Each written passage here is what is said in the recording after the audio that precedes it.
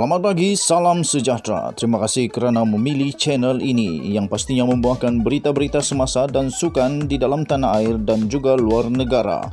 Sebentar lagi kita akan mulakan berita terkini daripada channel ini. Sila pertimbangkan untuk tekan butang subscribe, like dan share.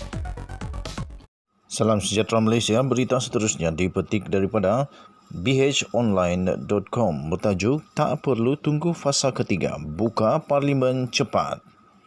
Presiden UMNO Datuk Seri Dr. Ahmad Zahid Hamidi menyifatkan ketetapan kerajaan berhubung Parlimen hanya boleh bersidang selepas negara memasuki fasa ketiga Pelan Pemulihan Negara sebagai tidak masuk akal.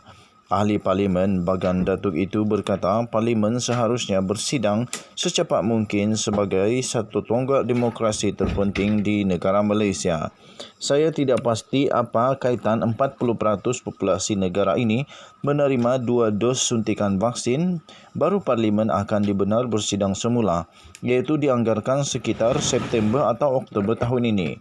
Sedangkan barisan ahli Parlimen sudah lama menerima suntikan vaksin COVID-19 yang bermakna sidang Parlimen sepatutnya adalah selamat untuk diadakan, katanya menerusi Facebook pada malam ini.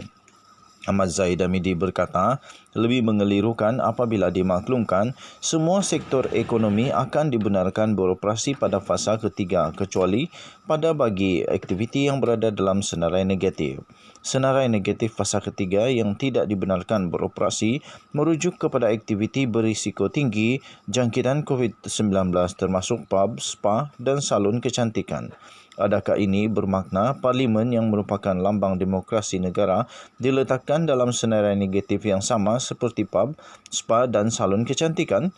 Pihak manakah yang sebenarnya sengaja cuba menimbulkan keresahan dan kecelaruan di dalam kalangan rakyat berkenaan prinsip demokrasi berparlimen, katanya.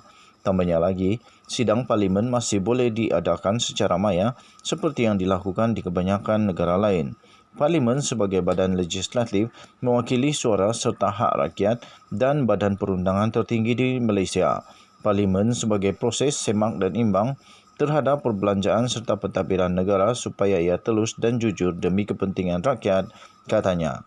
Perdana Menteri Tan Sri Muhyiddin Yassin ketika membentangkan Pelan Pemulihan Negara petang tadi berkata, pembukaan semula sidang Parlimen berupaya dilakukan menjelang fasa ketiga apabila beberapa keadaan semasa dalam negara khususnya berkaitan pandemik COVID-19 melakar perkembangan positif. Ia merangkumi penurunan purata kes harian COVID-19 hingga bawah 2,000 kes, manakala sistem kesihatan awam berada di tahap selesa dengan penyusutan kadar penggunaan katil di unit rawatan rapi ICU keparas mencukupi selain 40% populasi menerima 2 dos suntikan vaksin. Sekian berita, salam sejahtera Malaysia, kita jumpa lagi.